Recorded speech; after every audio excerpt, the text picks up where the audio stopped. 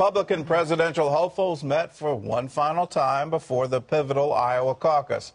And many of the candidates took turns taking swipes at President Obama.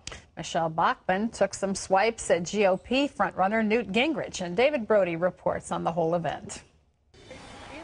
The GOP presidential candidates may disagree on some things, but they are unanimous in the desire to oust President Obama in 2012. During the debate on the Fox News channel, Newt Gingrich, the current frontrunner, laid out his strategy. I believe I can debate Barack Obama, and I think in 7 3-hour debates, Barack Obama will not have a leg to stand on. Other candidates, like Rick Santorum, pointed out why they'd be a better choice. The Speaker had a conservative revolution against him when he was the Speaker of the House. I had conservatives knocking down my door. Michelle Bachmann delivered one on Gingrich, calling him an influence peddler because of the money he made off of mortgage giants Fannie Mae and Freddie Mac during the housing crisis. We can't have as our nominee for the Republican Party someone who continues to stand for Freddie Mac and Fannie Mae. What she just said is factually not true. I never lobbied under any circumstance. Bachmann and Gingrich weren't done, as she chastised him for not being a true pro-life candidate. He would campaign for Republicans who are in support of the barbaric procedure known as partial birth abortion. Sometimes Congresswoman Bachmann doesn't get her facts very accurate. I think it's outrageous to continue to say over and over through the debates that I don't have my facts right, when as a matter of fact, I do. Gingrich did score some points on an important topic to social conservatives. I decided if you had judges who were so radically anti-American that they thought one nation under God was wrong, they shouldn't be on the court. Ron Paul and Michelle Bachmann argued over the potential danger of Iran. We need to only go to war with a declaration of war and just carelessly flouting it and starting these wars so often. And the problem would be the greatest underreaction in world history if we have an avowed madman who uses that nuclear weapon. Mitt Romney aimed his Iran remarks at President Obama. He chided the administration over attempts to retrieve a U.S. spy drone that recently crashed in Iran. He says, pretty please? A foreign policy based on pretty please? You got to be kidding. And as for Rick Perry, he pinned his comeback hopes on the NFL's current miracle quarterback. I hope I am the Tim Tebow of the Iowa caucuses. This debate in Sioux City, Iowa is the last one before the Iowa caucuses on January 3rd. In the meantime, Iowa voters are going to be inundated with campaign ads, many of them negative against Newt Gingrich coming from the other campaigns. This race is close, and there are many undecided voters still left out there, and so it's anybody's guess how all of this is going to turn out. David Brody, CBN News, in Sioux City, Iowa. Well, it is anybody's guess. Terry, do you have a guess? It just seems to me that the more they campaign, the more I'm frankly getting tired of the campaign, and we've got a long way to go. I was just going to say, you knew it was going to happen. It's kind of like Halloween. It starts a little earlier every time, and you're just going to go deliver me from this.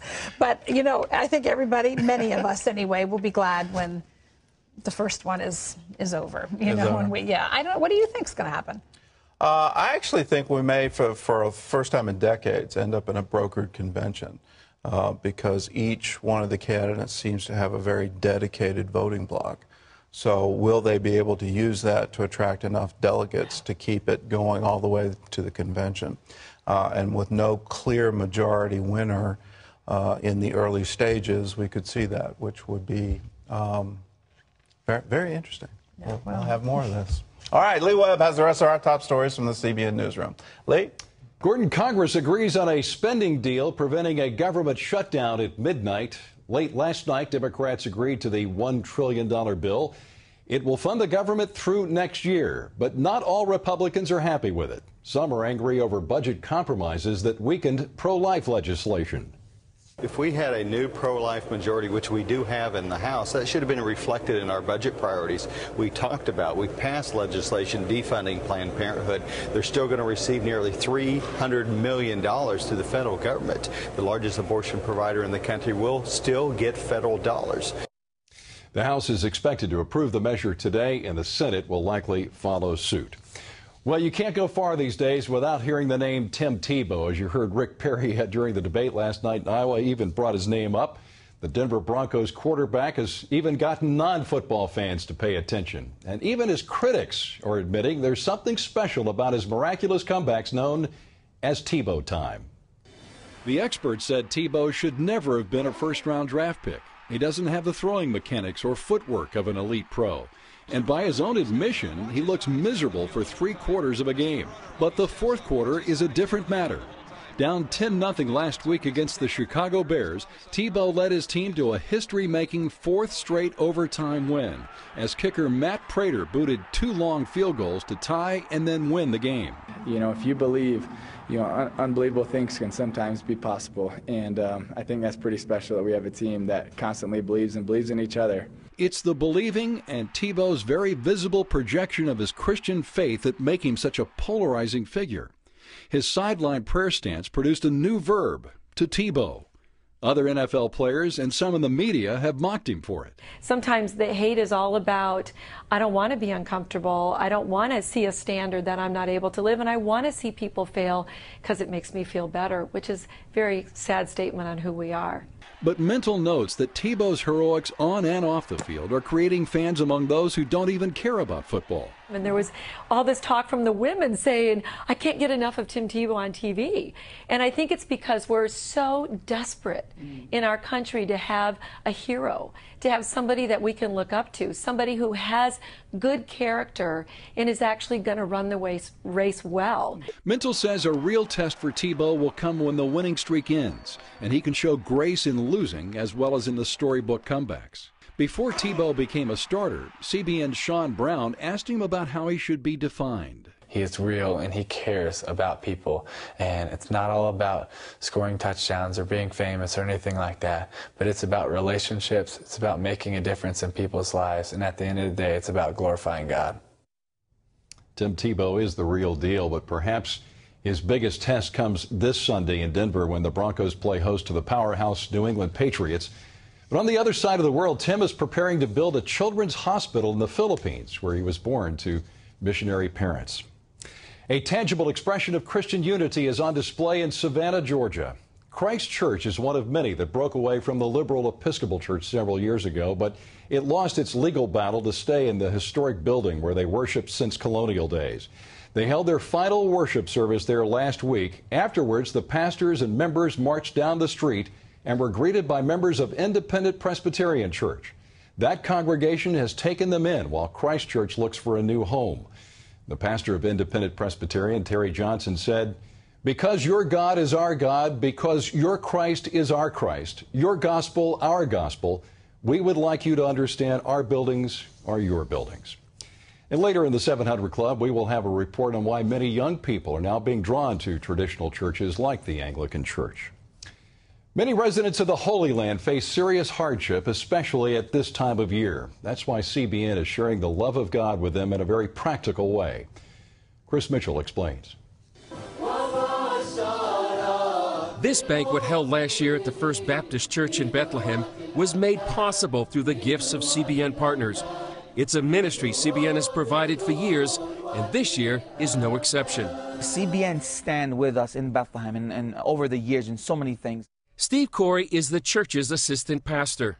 CBN heard the need, saw the importance of investing in the city of Bethlehem once again, in a place where Christianity not only has dwindled, but in a place where Christianity is continuously dwindling. Christians living here face difficult times. Many have left. In fact, one expert studying current trends predicts Christians could be gone from the cradle of Christianity in 10 to 15 years. On the ground for Christians in Bethlehem right now, there's a great atmosphere of excitement. There's a great atmosphere of decorations and what comes with the theme of Christmas. But I know if you just look deep within their hearts, I know many people have fear and doubt in the unknown and unseen. The annual banquet provides encouragement and hope to a beleaguered people. This Christmas, we're going to be doing several things, feeding them, giving food baskets. We're going to be, of course, giving them gifts for the children, for the adults. And, of course, we're going to be bringing them, sending vans, taxis, buses to all towns and villages, or bringing them into the city of Bethlehem, just to remind them again that they are not alone. In the midst of these difficult times, the Christmas outreach will also include a food distribution to needy families in Bethlehem and surrounding towns. It's a practical expression of the main message this season. And that's what the message that we're trying to give people in the city of Bethlehem and Christians throughout the Holy Land. You know, the message we're giving them is that hope is built on the true solid rock, and that's the birth of Christ, which is the greatest miracle, I think, in the history of mankind. And not only that, but also that hope is based on Him, and it's a hope that will never fail us. Chris Mitchell, CBN News, Bethlehem. It's great to see, Gordon. You know, I heard one pastor in Bethlehem say that, you know, Christians in that walled city are a minority within a minority within a minority. They are. They've been literally driven out of town. I remember going to Bethlehem back in the 1960s. There was a thriving Christian community. But since the Palestinians have taken over, the population has been steadily declining. But the good news is that we're there, and we're there in your name to help those who remain, to lift them, to give them love and encouragement, to let them know there's hope. And if you want to be a part of it, all you have to do is pick up the phone and call us. 1-800-759-0700. Just say, I want to be part of Blessing Israel. I want to give to CBN Israel. There's a special website page we have on CBN.com. You can also just write to us, CBN Israel, CBN Center, Virginia Beach, Virginia, 23463, or you can call us, 1-800-759-0700. This Christmas season, you can be part of Blessing Israel. Outspoken atheist Christopher Hitchens has died after a lengthy public battle with cancer. He was 62. Hitchens was known for his militant humanism and his best-selling manifesto for atheists called God is Not Great. I moderated a debate between Hitchens and Pastor Douglas Wilson on CBN's Newswatch program several years ago. That debate became part of a documentary that Wilson produced called Collision: Is Christianity Good for the World? Hitchens announced in June of last year he had been diagnosed with cancer but never showed any signs of embracing Christianity. A new charity matching grant is providing important help for Christian ministries. GivingOfLife.com is making the grants available to evangelical ministries with an annual budget of $4 million or less. The grant was created by the Soul Care Project and the Resonate Group. Their web contest asked voters to pick a ministry that's touched their hearts. Awards of $50,000, $20,000, and $10,000 are being granted today, and you can see those winners on GivingOfLife.com. Operation Blessing International opened an educational center in Afghanistan.